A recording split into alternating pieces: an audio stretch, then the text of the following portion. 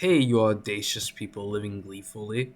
Today we'll be talking about McCulloch v. Maryland, a court case that occurred in the year 1819, or better known as the year Mr. Lithgow was born.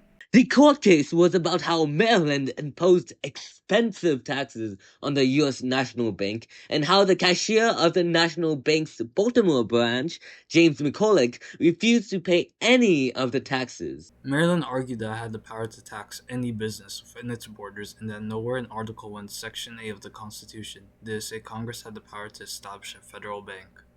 McCulloch's lawyers argued that the Constitution provided Congress with implied powers due to the necessary and proper clause in Article 1, Section 8 of the Constitution, which states, "The Congress shall have power to make all laws which shall be necessary and proper for carrying into execution the foregoing powers." Similar to public executions at the time, the Supreme Court ruling was rather quick and unanimous, stating that Congress is able to establish a federal bank and states couldn't tax federal buildings.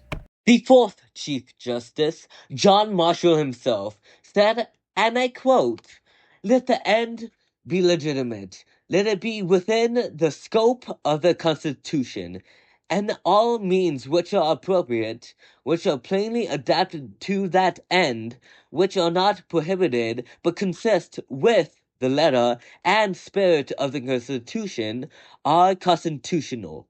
The court ruled that if it isn't prohibited by the Constitution, it is allowed as long as it upholds the Constitution. In regards to states' power, John Marshall said, "The powers granted to Congress are not given by people of a single state, they are given by people of the United States, to a government whose laws, made in pursuance of the Constitution, are declared to be supreme. Consequently, the people of a single state cannot confer a sovereignty which will extend over them."